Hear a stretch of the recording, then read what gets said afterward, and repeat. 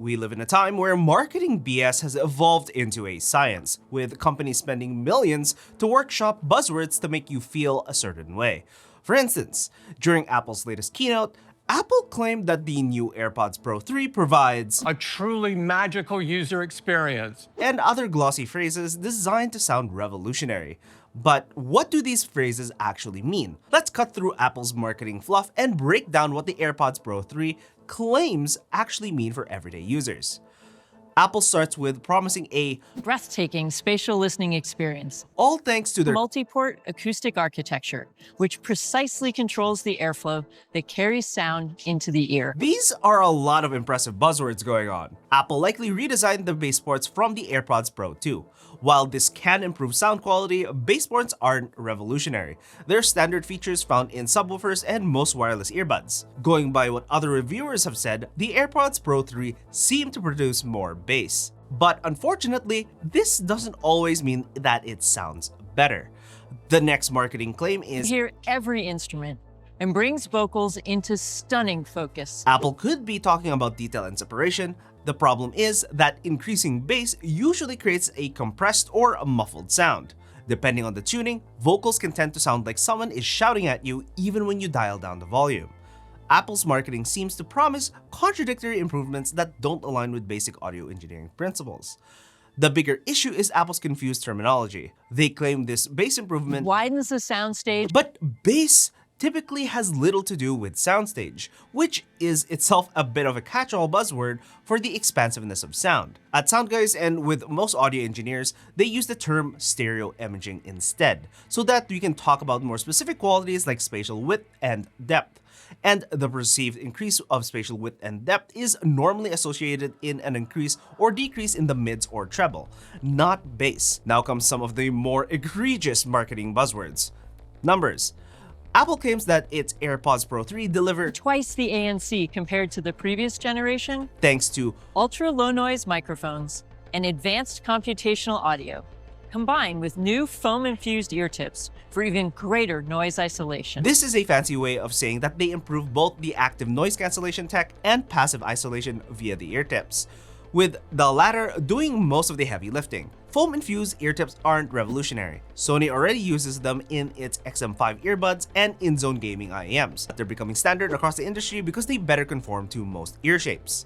However, the math doesn't add up regarding the multiplication claims. Apple throws around statements like twice the ANC is 4 times more effective, but provides zero actual data. There are no decibel measurements or frequency response graphs to show specific reductions, just a giant 2 times and 4 times graphic. As such, we have no idea which types of sounds are reduced or by how much. Apple is likely combining its ANC improvements with better passive isolation to reach that 2 times claim, but that doesn't magically become 4 times more effective compared to the original AirPods Pro. Apple's biggest claim is that the AirPods Pro 3 will actually deliver the world's best active noise cancellation of any in-ear wireless headphones. In our lab testing, the Jabra Elite 10 Active 2nd Gen holds that title with an average noise reduction of 86%, compared to 83% for the AirPods Pro 2. Those few percentage points are incredibly hard to improve. The foam ear tips alone could potentially bridge that gap, giving Apple a legitimate shot at the crown. Genuinely, chances are high they're not wrong. But we'll get them in the lab to get some proper testing, so make sure to subscribe so you won't miss our full review of the Apple AirPods Pro 3. For transparency mode, Apple seems to have improved transparency mode so that your own voice and people speaking to you will sound more natural than ever.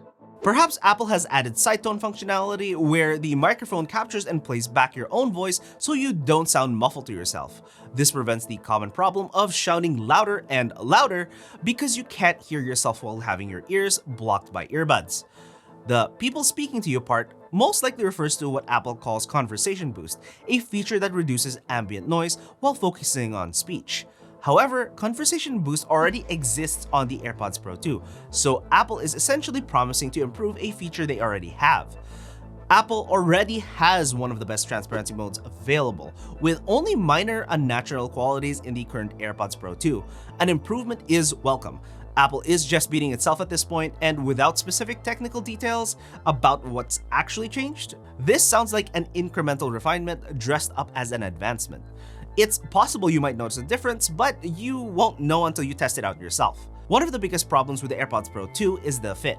With the AirPods Pro 3, Apple claims We they've analyzed more than 10,000 3D ear scans, along with over 100,000 hours of user research to optimize the new AirPods Pro. These are impressive numbers, but they're also classic marketing fluff.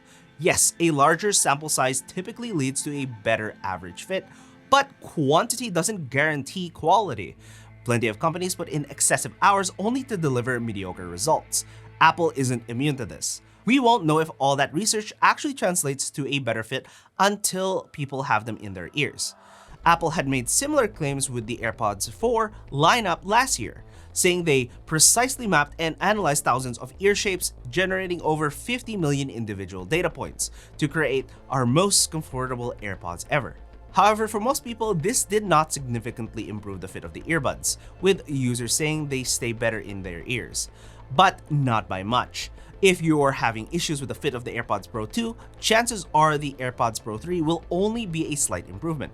However, some of the reviewers have already confirmed this is a considerably better fit than the previous one.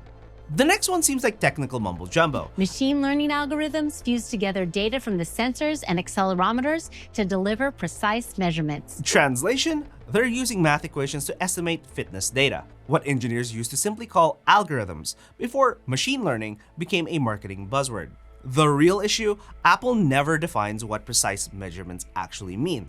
Engineers work with something called a tolerance, the acceptable margin of error, which can range from 10% all the way down to 0.01% depending on the application. For fitness tracking, a close average is usually good enough, but Apple doesn't specify its standards. The API claim is developer marketing speak. When Apple mentions New APIs to incorporate key metrics, they're targeting iPhone app developers. APIs, or application programming interfaces, essentially mean AirPods health data should work with third-party fitness apps, not just Apple's built-in fitness app. This sounds useful, but Apple has a notorious track record of being difficult to work with on the developer side. Many developers struggle to get app updates approved, so whether these APIs will actually result in widespread third-party integration remains to be seen. But do we really want all that fancy talk? If you've reached this far, you probably know why fancy marketing jargon exists. It's the attempt to signal to the audience that whatever they're selling is a good thing, without the dissertation that you just had to go through. It's about invoking the feeling of making a good choice by making the purchase. Personally, I could use less of the marketing jargon trying to invoke the feeling of what that purchase could do for me. A lot of marketing these days tends to magnify a small problem and then present a solution that happens to be the greatest thing ever. The Apple AirPods Pro 3 are likely to be a nice quality of life improvement to the overall experience of hearing music. That's it. The Apple AirPods Pro 3, I don't believe will Take the audio quality of the most popular headphones in the world to an entirely new level. Will it be better than the AirPods Pro 2? I would hope so. Is it going to be worth the upgrade? I don't think so. When a new version of a product launches, chances are it's going to be better than the old one. But it doesn't make the old one obsolete. The old one didn't suddenly become worse. It's only that newer and better experiences now exist. It's time companies drop the marketing theater and explain what their products actually do. Do you agree, or are you fine with people on stages using flowery language and vague terminology to hype and sell their products? If you missed the announcement, check it out in this video here. Are you fine with people on stages using flowery